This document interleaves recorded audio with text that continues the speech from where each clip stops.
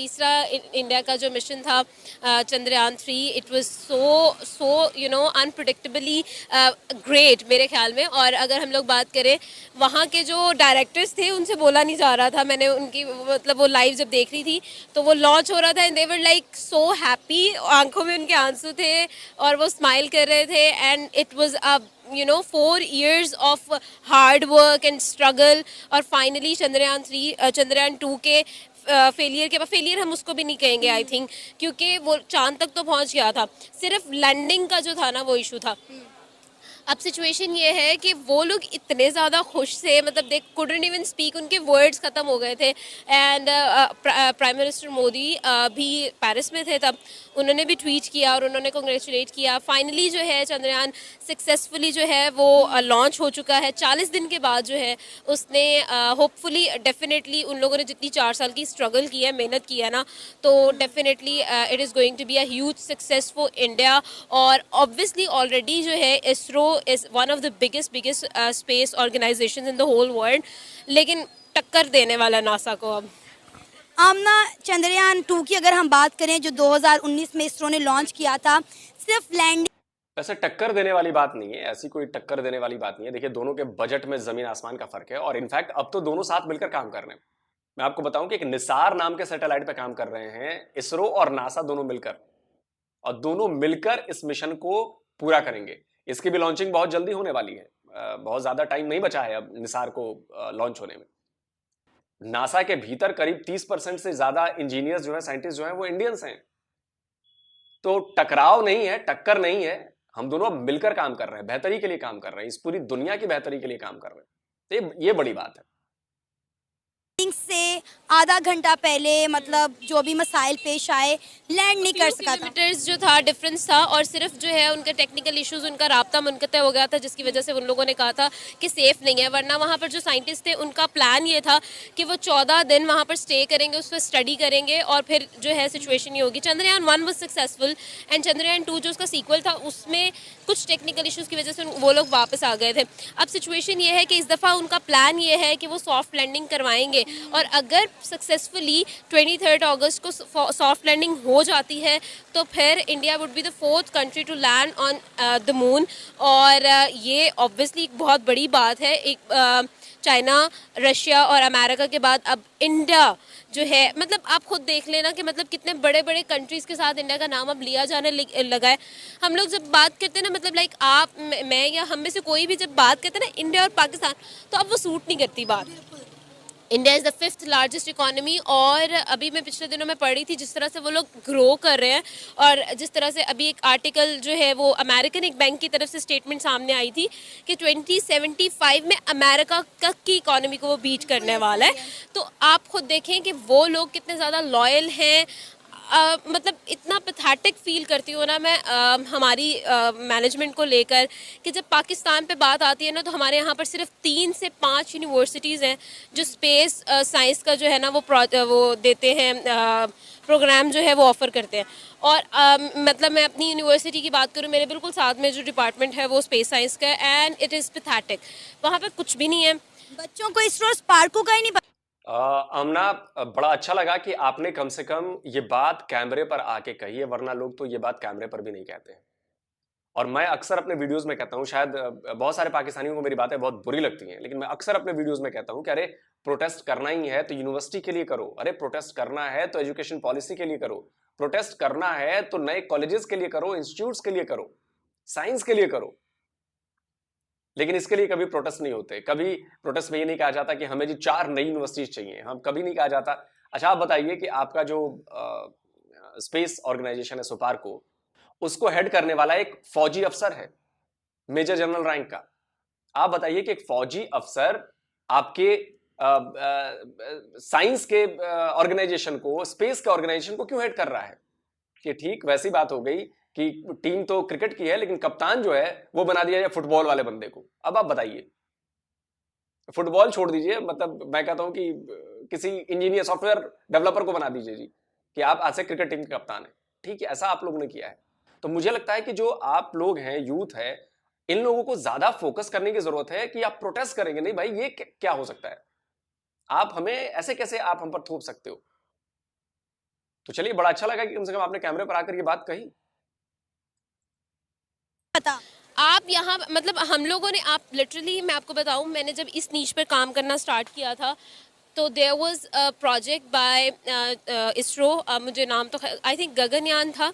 तो उन्होंने, उनकी स्टडी करते हुए मुझे पता चला था कि पाकिस्तान की स्पेस ऑर्गेनाइजेशन है। I was studying about ISRO's project. उनकी स्टडी करते हुए मुझे पता चला कि अच्छा यार, पाकिस्तान का भी एक स्पेस प्रोजेक्ट है और उस स्पेस प्रोजेक्ट स्पेस ऑर्गेनाइजेशन है और उसका नाम स्पार्को है। उसने सिर्फ 2 प्रोजेक्ट्स किए हैं अपने और 2 सैटेलाइट्स लॉन्च किए हैं। ना ही हमारे पास कोई सैटेलाइट लॉन्च व्हीकल है। सिर्फ पूरी दुनिया में 12 कंट्रीज़ के पास ये लॉन्च व्हीकल है। India is one of them, ठीक है। और उसके बाद जो है हम लोग देखें कि मुझे पता ही नहीं था कि स्पार्को भी एग्जिस्ट करती है। आई डिडंट इवन नो, मतलब लाइक माइंड में ही नहीं आया कभी इवन कि हमें तो कभी स्पेस मतलब अगर आप बच्चे जो होते हैं ना वो बड़े इंथुजियास्ट होते हैं, यार हमने ऐसे करना है, हमने वैसे करना है। जब स्कूल में कॉलेज में हमारा पहला दिन होता है तो टीचर्स भी जब आते हैं तो पूछते हैं कि यार आपने क्या बनना है ना। मतलब लाइक अगर 60 की एक क्लास स्ट्रेंथ है तो उसमें डॉक्टर 30 तो डॉक्टर है पक्के हैं, ठीक है, 20 इंजीनियर है और बाकी जो 10 है ना वो बेचारे वैसे ही इतने डीमोटिवेटेड होते, कहते हैं हम टीचर बन जाएंगे। तो मतलब कुछ तो ऐसे ही होते हैं यार, मैं तो हाउसवाइफ भी बन जाऊँ तो काफ़ी है। तो मतलब इस तरह की सिचुएशन। इंडिया के प्राइम मिनिस्टर नरेंद्र मोदी ने बोला है कि किसी भी कंट्री की प्रोग्रेस वहाँ की टेक्नोलॉजी और टैलेंट पर होती है, कि उसमें कितना टेक्नोलॉजी और टैलेंट में उनके दम है। उन्होंने कहा इंडिया उनमें से एक है। तो मुझे बताएं कि अगर ये चंद्रयान 3 सक्सेसफुल हो जाता है, इसकी सॉफ्टली लैंडिंग हो जाती है, तो इंडिया की इकॉनमी पर कितना असर पड़ने वाला है? मेरे ख्याल में जब आप ट्राई करते हो ना किसी भी चीज़ को, आप किसी भी चीज़ को करने की कोशिश करते हो, 80% सक्सेस आपकी वही होती है, ठीक है। 20 अगर आपको रिजल्ट, आपने तो अपनी पूरी कोशिश की है ना। मतलब आप चंद्रयान 2 जो है वो लॉन्च हुआ था 2019 में, 2023 मतलब 4 ईयर का गैप उन्होंने दिया है, मेहनत की है, स्ट्रगल की है अपने चंद्रयान 3 मिशन के लिए। जितनी मिस्टेक्स, जितना उन्होंने सीखा उसको सीख के अप्लाई किया अपने तीसरे प्रोजेक्ट पे। तो ये सारी सिचुएशन आप खुद देखें। अब सिचुएशन यहाँ पर ये है कि उन्होंने ट्राई किया है ना, ये ऑलरेडी उनकी सक्सेस है। आपको पता है जब 2019 में चंद्रयान 2 लैंड नहीं कर पाया था तो पाकिस्तान के अवाम ने बड़ी तनकीद की थी, लेकिन कम से कम वो लोग स्ट्रगल करते हैं, ट्राई करते हैं। हम तो वो भी नहीं करते। Give up and they didn't give up. उन लोगों ने अपनी मिस्टेक से सीखा है और चंद्रयान 3 को लॉन्च किया है। ऐसा बिल्कुल। वैसे एक बात और बता दूं कि ऐसा नहीं है कि पाकिस्तान के सारे लोगों ने जो है मजाक उड़ाया था। बहुत सारे लोगों ने उड़ाया था, ये बात बिल्कुल सही है, लेकिन बहुत सारे पाकिस्तान के लोगों ने मजाक उड़ाने वालों को जवाब भी दिया था। इनफैक्ट वो इसरो के साथ खड़े थे, वो इंडिया के साथ खड़े थे। उन्होंने कहा कि ये सब बकवास बातें हैं। वो फेल इसलिए हुए हैं क्योंकि उन्होंने ट्राई किया है। तो इस चीज के लिए भी मैं कहूंगा कि इस बात का भी जिक्र किया जाना चाहिए कि भाई वो भी पाकिस्तानी हैं जिन्होंने इस बात के लिए इसरो का सपोर्ट किया, इंडिया का सपोर्ट किया कि नहीं फेल हो गया कोई बात नहीं, 5% फेल हुआ, 4%, 96% प्रिसाइजली वो सक्सेसफुल मिशन रहा था हमारे चंद्रयान 2 का। तो ये भी बात मुझे लगता है कि बोलनी चाहिए कि भाई सिर्फ एक तरफा नहीं बताया। पाकिस्तान के उन लोगों को भी बुरा लगेगा, वो कहेंगे कि यार हमने तो तारीफ भी की थी। तो इसलिए मैंने ये बात बोल दी। बिल्कुल मुझे नहीं लगता कि मतलब हम लोग जिस तरह इंडिया की बाकी सारी न्यूज़ देखते रहते हैं उसको हम लोग बहुत डीपली जो है स्टडी भी करते हैं। तो ये नहीं हो सकता, मतलब लाइक बाकी तो 23 अगस्त को ही हमें न्यूज़ मिलेगी, लेकिन still people were really happy and very confident India के लोग। और बाकी जब हम खबरें देखते हैं ना जिस तरह सक्सेसफुली वो आगे बढ़ रहे हैं, तो I don't think there is going to happen anything bad with them. Qasim, क्या कहोगे? इंडिया ने आज बड़ी कामयाबी के साथ चंद्रयान 3 लॉन्च कर दिया। कितनी बड़ी अचीवमेंट है, इंडिया का तीसरा मून मिशन है चंद्रयान 3। मैम देखें ये मामला तो इंडिया का ना, मैं सरप्राइज नहीं हुआ यकीन जाने, क्योंकि वो एक्सपेरिमेंट करते रहते हैं। आए दिन हमें मंथ में एक आधी खबर तो ऐसी मिल जाती है। कभी उन्होंने कोई गाड़ी निकाल दी, हम यहाँ पर तराना निकालते हैं, वो गाड़ी निकाल देते हैं। तो लिटरली मैं सरप्राइज नहीं इतना हुआ जितना होना चाहिए था, क्योंकि वो करते यही को पाकिस्तान करता। तो मैंने कहा है यार झूठ होगा, ये होगा वो। तो असल मसला हमारा ये है, मैं जिसका क्रेडिट इंडिया को देता हूँ वो उसके एजुकेशन डिपार्टमेंट है। आईटी अच्छी होगी तो आप इस तरफ जाएंगे ना, आपका एजुकेशन डिपार्टमेंट अच्छा होगा तो आप इतने बड़े एक्सपेरिमेंट की तरफ जाएंगे। वरना वही होता है कि यार आज मैं 16 फुट की कंध बना दी और मैंने ये 18 फुट की दीवार बना दी, यही चीज़ें होती हैं। इसमें मैं एक चीज और जोड़ना चाहूंगा, सिर्फ एजुकेशन होने से, एजुकेशन पॉलिसी अच्छी होने से, एजुकेशन डिपार्टमेंट के अच्छा काम करने से ये काम नहीं होते हैं। ये एक माइंडसेट है, ये हमारा माइंडसेट है कि हम आज से नहीं, हम पिछले हजारों साल से एक्सप्लोर करना चाहते हैं ऑलवेज। इसी एक्सप्लोरेशन का नतीजा है कि हमने जीरो की खोज की, हमने माइक्रोचिप की खोज की, हमने ईमेल बनाया। जगदीश चंद्र बोस का आप लोगों ने नाम सुना होगा, बेतार उन्होंने आविष्कार किया, भले उसका पेटेंट नहीं मिला, उसका श्रेय मार्कोनी को चला गया, लेकिन उन्होंने भी इस पे काम किया।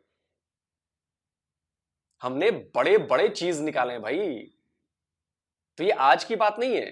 तब एजुकेशन कैसी थी भाई? आज से 100 साल पहले, 200 साल पहले, 300 साल पहले, जब शून्य की खोज हुई, जीरो जब ढूंढा हमने, डेसिमल सिस्टम ढूंढा हमने, बताओ तो सही। तब तो ये मॉडर्न एजुकेशन सिस्टम नहीं था ना। तो ये हमारी सोसाइटी का हिस्सा रहा है, सवाल पूछना, सवालों के जवाब ढूंढना, एक्सप्लोर करना, इन्वेंट करना, और वो चीज हमारी संस्कृति है, हम उसको फॉलो करते आ रहे हैं। आप लोग हम में से निकलकर शायद वो भूल गए, आप लोगों ने कुछ और अपना लिया, तो उसका नतीजा, उसका रिजल्ट जो है वो आज दिख रहा है। और देखिए, हम कंपटीशन में अगर पाकिस्तान की बात करूँ तो बहुत पीछे रह गए हैं। हम उनसे एजुकेशन डिपार्टमेंट में हमारा इतना पीछे है ना मैम, लिटरली, कि आप 8वीं 10वीं क्लास के बच्चे, बल्कि आप FA वगैरह या इससे भी ऊपर LLB के बच्चे से भी पूछेंगे ना। मैं LLB कर रहा था, मेरे जो 7 क्लास फेलोज उनसे पूछता हूँ ना, इसरो स्पार्क को कहते वो पता नहीं कि यार हमारी किताब में नहीं आया। आप ये कह रहे हैं, मैंने यहाँ मार्केट में अभी तक इतने लोगों से बात की है कि आप चंद्रयान 3 पर बात करेंगे, मेरा ख्याल है किसी एक बंदे को शायद पता हो कि चंद्रयान 3 क्या है क्या। तो मीन्स मसला ये है कि हमें पता ही नहीं कि हम जा किस तरफ रहे हैं। अभी पाकिस्तान को उनको कम्पीट करने में, या कम से कम उनके साथ कदम बढ़ाने में भी 200 साल लग जाने हैं। जो हमारी प्रोग्रेस है, इस लिहाज से अल्लाह करे हम जल्दी कर जाएं, हम भी दुनिया के साथ चलें। उसके लिए हमें एक्सपेरिमेंट करने पड़ेंगे, फिर अब एक्सपेरिमेंट के लिए बजट चाहिए, फिर वो कर्जा उठाना पड़ेगा। तो ये हम बड़े फंसे हुए। अभी कर्जा आया है, आप देख लें कर्जा कहाँ जा रहा है। क्या आपको कोई ऐलान सुनने को मिला है कि यार हम इधर लगा रहे हैं? कोई एक्सपेरिमेंट नहीं हो रहे, कोई मामला नहीं। तो असल हमारा, हमने तो आज तक अपनी कोई सैटेलाइट खुद लॉन्च नहीं की, हम हर चीज़ के लिए चाइना को देखते हैं। चाइना की मदद से, तो उनकी मेरे ख्याल 320 हैं, 335 वगैरह हैं सैटेलाइट, तो बहुत ज़्यादा सैटेलाइट्स। और मसला प्रॉब्लम ये कि हम ना ये खाने वाने के और ये रोटी कपड़े मकान की प्रॉब्लम से नहीं निकले। तो मैम कौन एक्सपेरिमेंट करेगा? हम बहुत पीछे हैं। हमें मेहनत करनी चाहिए, हमें अपने एजुकेशन डिपार्टमेंट पे पैसा खर्च करना चाहिए। जितना हम F-16 पर लगाते हैं, एक बजट जो है ना वो, सॉरी मेरी बात कहीं और ना चली जाए, मैं सिर्फ वैसे एक मिसाल दे रहा हूँ, उतना बजट हम एक अच्छे एजुकेशन डिपार्टमेंट पे लगा देना, तो आपका स्टूडेंट, फिर आपका रिव्यू होगा ना, जो उनको पता होगा चंद्रयान क्या है। आपको पता है इंडिया के प्राइम मिनिस्टर नरेंद्र मोदी ने कहा है कि टेक्नोलॉजी और टैलेंट के दम पे ही कोई मुल्क तरक्की करता है, और इंडिया में ये सब कुछ है, इसलिए आज इंडिया चंद्रयान 3 लॉन्च कर रहा है, जो कि इंडिया की बहुत बड़ी कामयाबी है।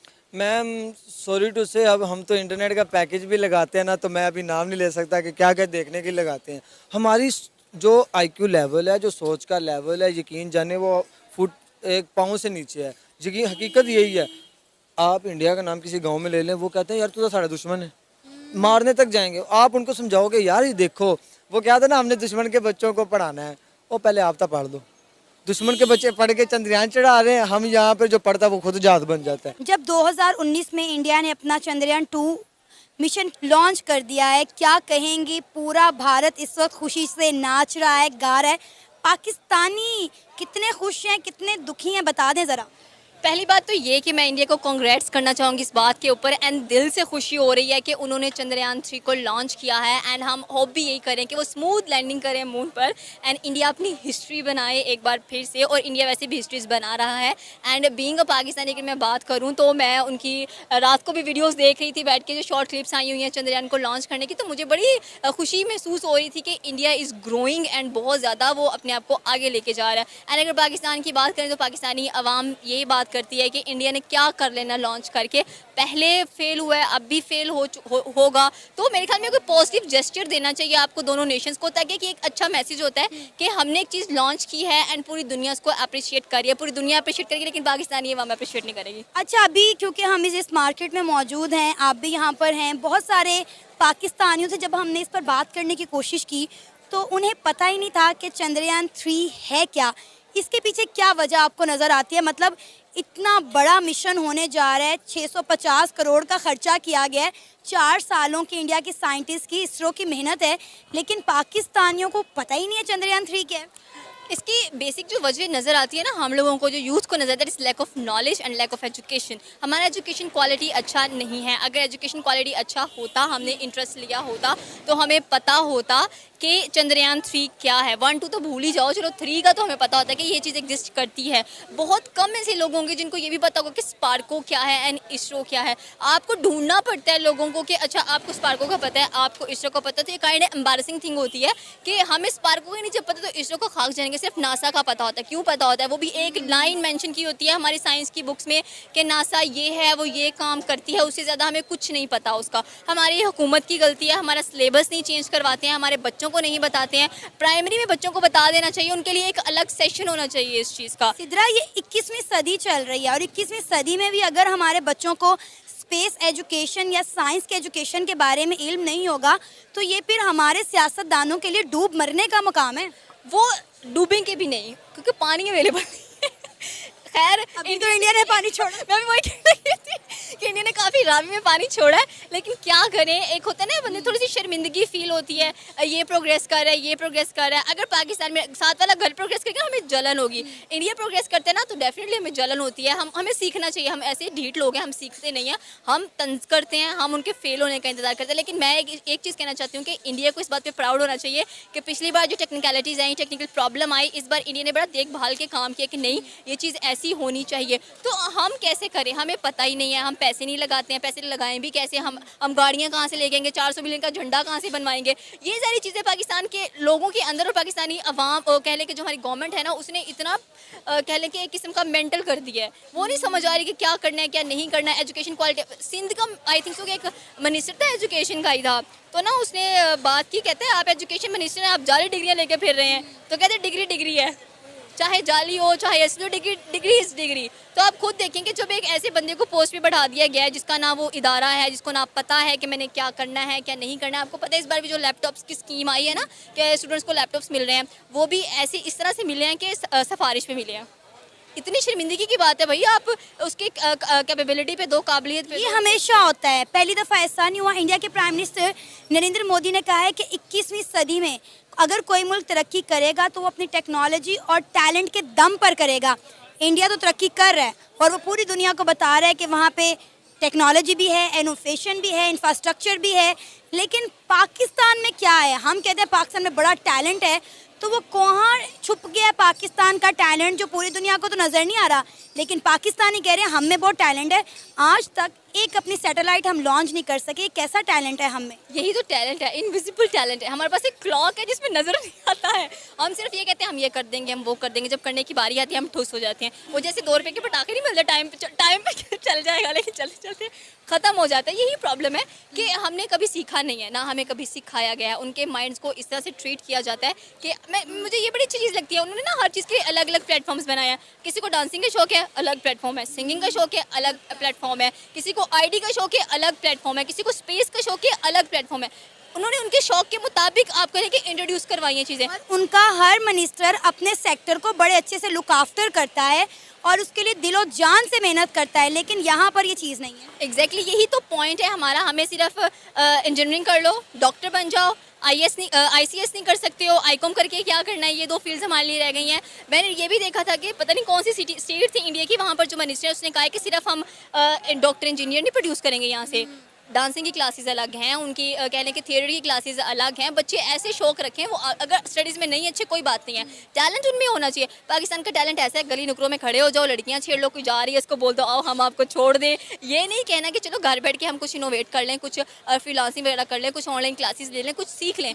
कैसे सीखेंगे जब हमारे हुक्मरान ही BA पास भी हैं कि शायद नहीं है, और उनका जो लीडर है वो पॉलिटिकल साइंस कह लें कि ग्रेजुएटेड है। तो काफ़ी डिफरेंस नज़र आता है हम लोगों को। अब जब हम खुद सुधरना नहीं चाह रहे हैं, हम खुद देखना नहीं चाह रहे हैं, लेकिन हाँ हम किसी पे हंसना ज़रूर चाह रहे हैं। सिद्रा, क्या लगता है चंद्रयान 3 सॉफ्टली लैंडिंग कर पाएगा या नहीं? क्योंकि चंद्रयान 2 जो है वो लैंडिंग नहीं कर पाया था, तो इस दफ़ा कितने % चांसेस हैं?